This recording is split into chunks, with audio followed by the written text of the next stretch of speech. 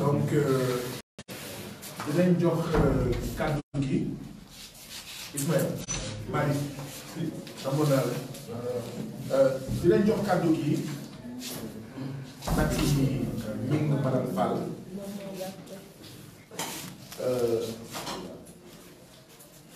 Mati Ñing du teew ñu jox kàddu gi keneen donc nekk li jigéen ñu boromam ba dàqee Mati Ñing yaa ngi ci màkkaanu frappe Mati Ñing ci ngi am mbégte bu baax a baax ñu def fi dalal ndaxte jigéen bu mën góor ndaxte jigéen jàmbaar la ndaxte dañoo jàpp ne surtout ay musulman yaakaar na surtout jigéen ñu leer na surtout yeneen jigéen yi nga xam ne ci taarixu Sénégal ci histoire du Sénégal béy nañ ci seen waar wane ne góor baax na jigéen baax na wane ne jigéen sax mën na gën a baax góor wane ne mbir mi du affaire góor ak jigéen et que lu góor mën jigéen mën na sax lu baax donc Mati dalal ak jàmm ci suñu màkkaanu askan bi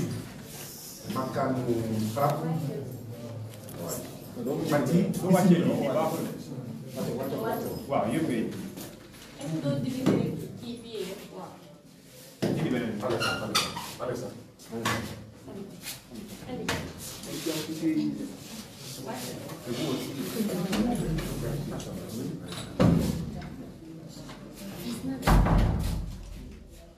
C'est bon? Vous êtes motivé?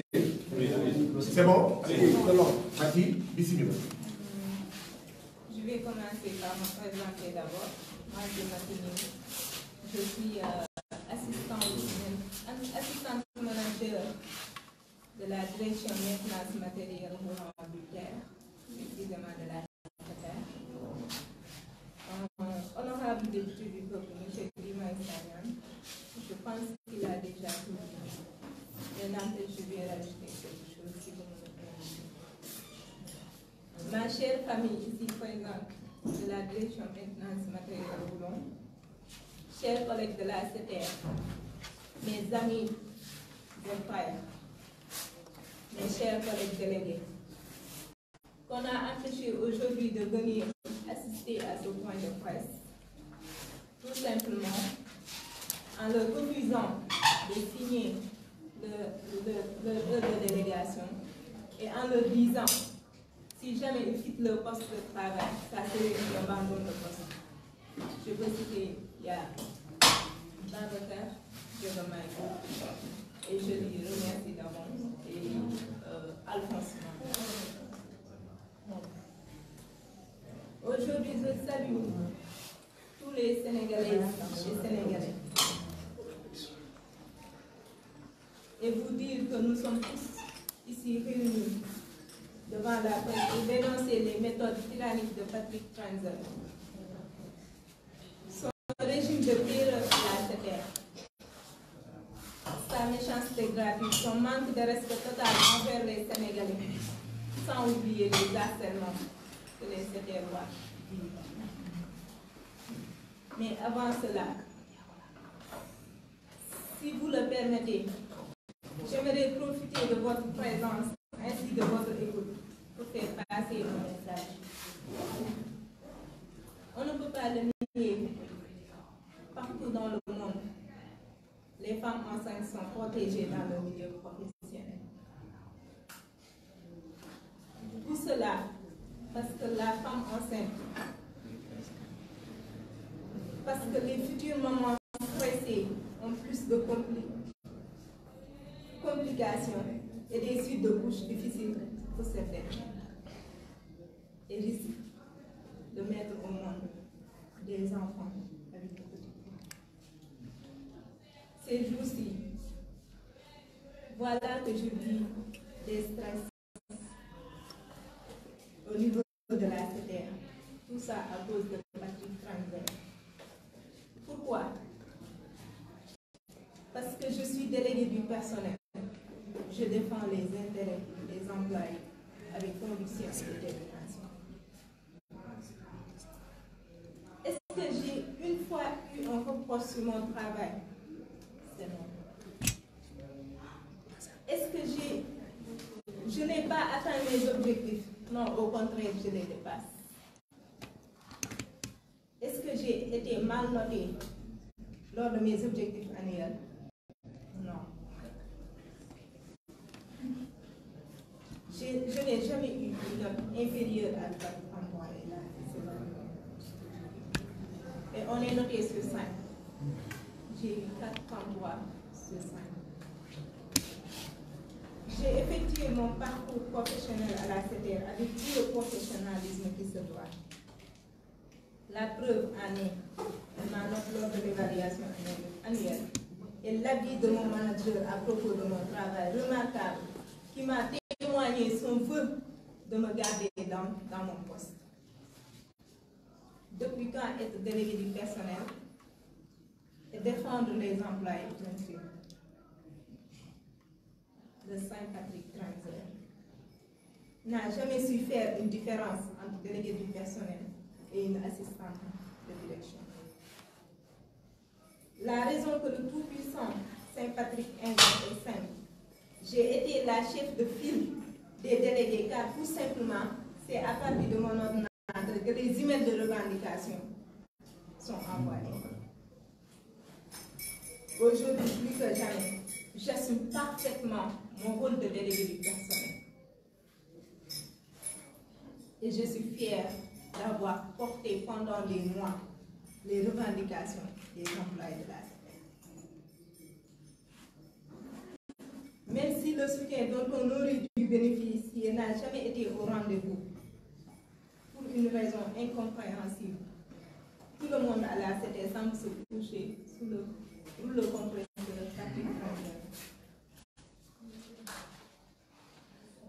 J'interpelle les autorités sénégalaises sur les méthodes tyranniques de Patrick Transer.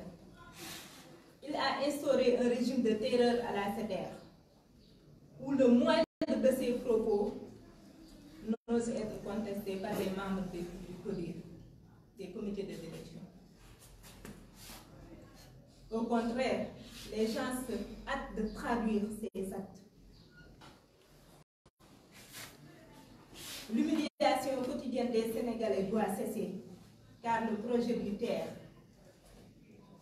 s'est construit sur la promesse d'une rencontre entre la nécessité de bâtir une infrastructure nouvelle impactant la vie des Dakaroises et celle de permettre aux Sénégalais, aux jeunes notamment, d'être acteurs du renouveau du ferroviaire au Sénégal. Ce discours du chef de l'État lui-même, lors de l'inauguration, est loué par le ministre des Transports, ainsi que les directeurs généraux de l'APIX et de la Santé, à chaque fois qu'il en a l'occasion. La CETER a été bâtie sur la promesse que tous les CDD qui seront positivement notés lors de leur terme soient automatiquement reconduits en CDI. Sans autre condition, je ne demande pas de faveur, mais simplement que le contrat signé avec les autorités sénégalaises soit respecté. C'est donc en femme, mère et en position salariée doublement protégée, déléguée du personnel et femme enceinte, que je vous interpelle. Aujourd'hui, Patrick se dit: je vais attendre la fin de son CDD pour ne pas valider son passage en CDD. Et ce sera une rupture normale, car il se dit qu'il est dans ses droits. Je pense que l'honorable député l'a déjà dit. Il n'y a point de plus cruelle tyrannie que celle que l'on exerce à l'ombre des lois et avec les couleurs de la justice. D'autres femmes ont subi des sorts à peu près similaires. Il y avait une femme à la CETER qui allait. Et ici, on sait au Sénégal, d'après l'article 155, si je ne me trompe pas, du Code du travail, toute femme allaitante a droit à 1 heure d'allaitement. Et vous pouvez le prendre lors de la descente ou bien avant de commencer son allaitement. Mais cette femme-là a subi des harcèlements et a été renvoyée de la CTR. Moi, j'ai été là-bas pour le défendre. Mais Patrick Tranzer n'a rien pris malgré tous les efforts. Il y avait le cas de Zahra, d'une informaticienne, qui l'avait demandé de réparer son téléphone personnel, son iPhone personnel, alors que c'est un informaticien de réseau. C'est une informaticienne de réseau. Patrick Tranzer n'a pas de ratio pour les femmes. Et d'autres injustices qui sont passées là-bas. Le cas de Lamine Camara qui a eu à recevoir 65 demandes d'explication. Ce qui vous montre que ce Patrick Tranzer ne respecte pas les Sénégalais parmi ces demandes d'explication. Il lui avait demandé de justifier son absence pendant le jour de notre 4 avril. Est-ce qu'il respecte les Sénégalais? Je vous laisse deviner la réponse. Il y a le responsable juridique de la CTR qui l'a renvoyé en mettant comme motif manque d'investissement et de solidarité envers le directeur général. Un directeur juridique qui te dit si ça, tu le fais, c'est à l'encontre des lois. Il le renvoie. Donc nos directeurs qui sont là-bas n'ont plus de mots à dire, même si leurs agents sont bien notés. Parce qu'ils savent que s'ils ne sont pas solidaires avec le directeur général, donc c'est foutu. Aujourd'hui, je vais vous révéler, il y avait un ASV, un agent service voyageur, qui avait perdu la vie. Un de ses collègues avait eu un traumatisme. Personnellement, j'ai défendu cette personne en disant qu'il n'a pas toute sa tête. Qu'est-ce qu'on doit faire quand on a une personne qui a des traumatismes? D'autant plus que c'est un de ses collègues qui était décédé. Il s'allait à pour vous montrer à quel point M. Patrick Tranzer est insensible aux femmes. Ce 8 mars, on nous a envoyé un mail et on avait l'habitude à la CTR, avec l'ancienne direction, de donner des petits cadeaux aussi minimes soient-ils aux femmes. J'étais dans ce comité d'organisation du 8 mars. Ce qu'il a fait, c'est nous envoyer un mail à la direction nous disant que l'état financier ne nous permet pas d'offrir des cadeaux aux femmes. Moi, personnellement, j'ai envoyé un mail à la direction leur parlant de l'importance du 8 mars au Sénégal. Si eux, en France, mais ici au Sénégal, l'importance. C'est par la suite qu'ils ont donné des petits cadeaux grâce à ça. Je leur ai rappelé, il y avait des avantages qu'on avait avec l'ancienne direction. Que lors des mois de carême et du Ramadan, on avait l'habitude de donner des cadeaux. Mais quand Patrick Tranzer est venu, tout ce qu'il a fait en premier, c'est d'essayer de supprimer les primes de nourriture dont les agents, M. Marie-Stagnan l'a tout à l'heure dit, dont les agents qui n'avaient pas accès à la restauration puissent s'en bénéficier. Moi et mes collègues délégués, on s'est mis debout. On s'est battu pour que cela n'arrive pas. Moi, personnellement, j'ai ajouté les autres directions en leur disant qu'eux aussi n'ont pas accès à ces primes. Donc, il faut qu'on les verse. Et ça a abouti. On a eu le résultat sur ça. Donc, pour vous dire que Patrick Trenzer est là pour nous traiter comme nos grands-parents, les esclaves. Je m'excuse du mot si c'est un peu gros, mais ce gars-là ne mérite pas de rester ici. Aujourd'hui, il y a la terreur au niveau de la région.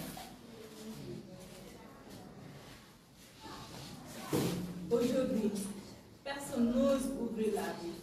La preuve, des délégués de personnel qui veulent se déplacer, qui osent ouvrir le sujet.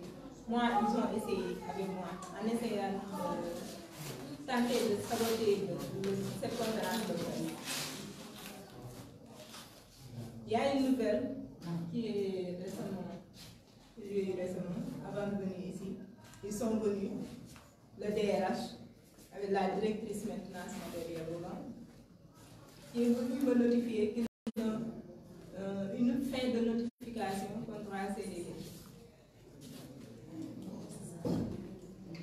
Donc, pour vous dire à quel point ils sont insensibles face à ce qui se passe, c'est nous, Sénégalais, qui devons se mettre debout et d'arrêter ces injustices, cette maltraitance envers les femmes.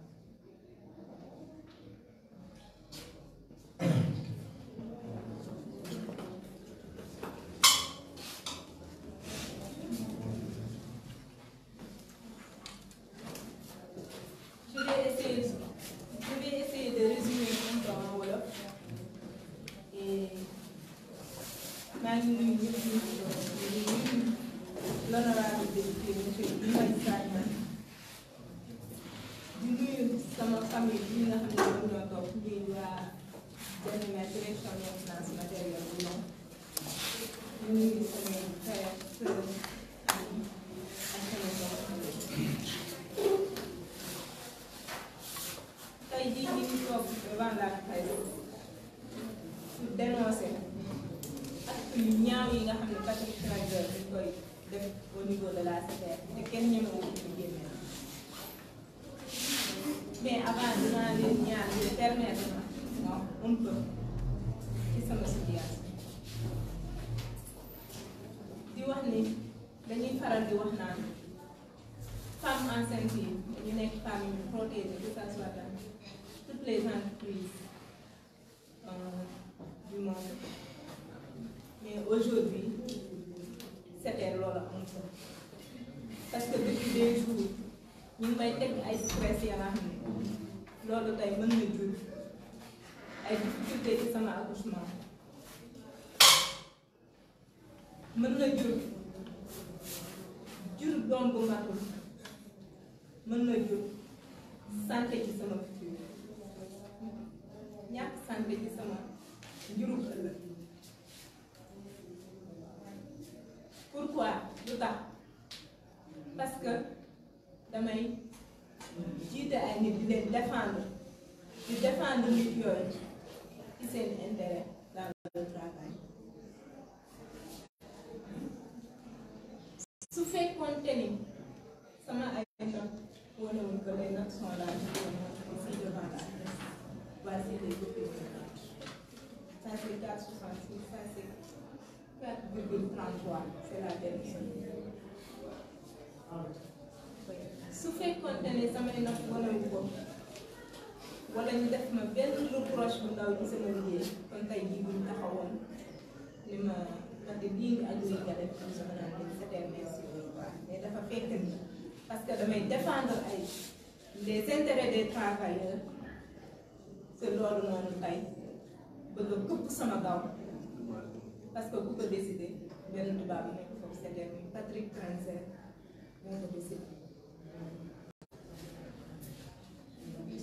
jàpp na ne bis bu fa bàyyee Mati xëy na li muy mbëbët ci ay revendication mooy lépp lu travailleur SNCF am travail SETER mën nga am parce que si je me rappelle bien ñoom si boppam le 5 avril 2022 ñoo envoyé mail à toute la SETER ni leen SETER appartient à 100% à la SNCF.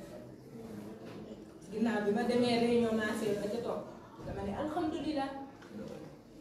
Pourquoi ma wax alhamdulilah parce que dama ne avantage yi nga xam ne tey jii ñoom am nañ ko employé yi nga xam ne ñoo nekk ci terre bi dinañ ko am bi ma demee j'ai posé le débat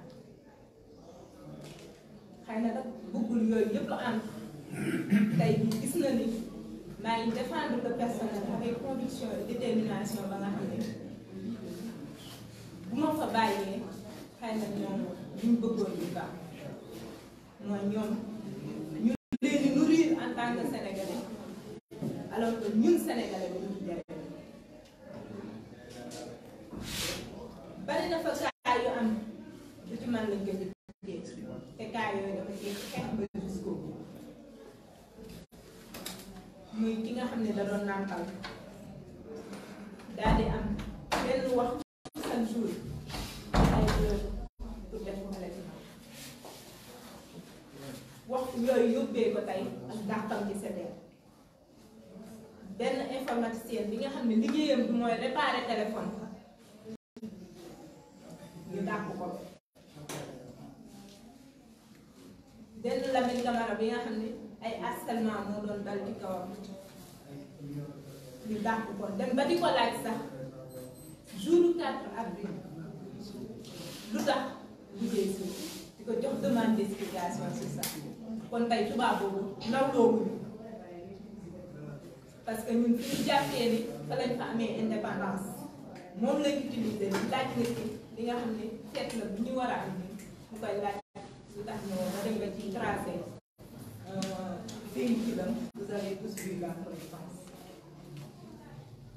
ñu ni déetawaat ni loolu du dëggam ngir directeur juridique ba dàq ko pour rek ñu mën a def lu ko neex te li gën a garaaw ci dàq bi kenn ñemewuloo ci sa gémmañ parce que xam nañ ni ku ci defut lu mu la wax yaa ngi topp dem directeur juridique lañ mën a def moom assainissement la am na ci ki nga xam ne moom suñu benn mbokk ASD moo décédé avancé bi voyageur kooku comme daf ko jege woon ñu doon prise de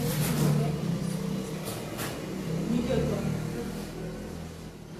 te biñ ko jëlee ñu yaakaar ne dañ koy toppatoo ci faju mental déedéet c'était mu def daf ko daal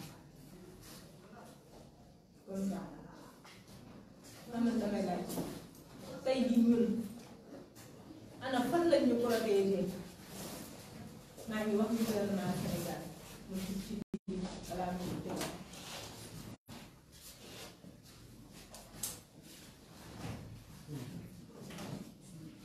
jërëjëf Mati ñi mbokk yi ñu ñoo ko déggandoo bu dee am na ay questions vos questions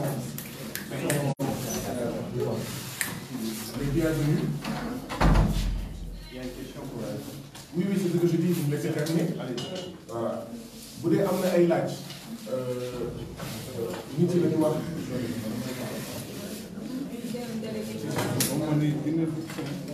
ñan ñoo am ay laaj ñu laaj ko waaw nga wax sa tur sa organe de presse ak sa laaj.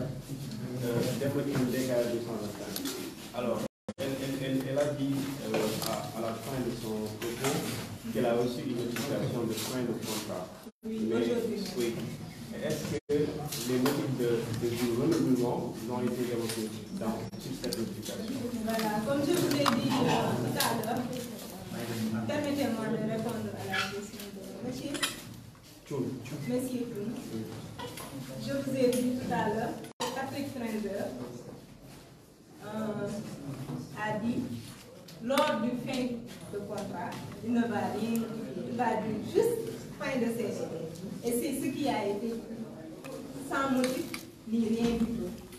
Il n'y avait pas de motif, d'après ce que j'ai dit. Et je peux en être témoigné par l'huissier de justice qui était là-bas. am na keneen ko am laaj bii rek la waaw kon ñu ngi leen di gërëm di leen di sant seen teewaay di leen di jéggaluwaat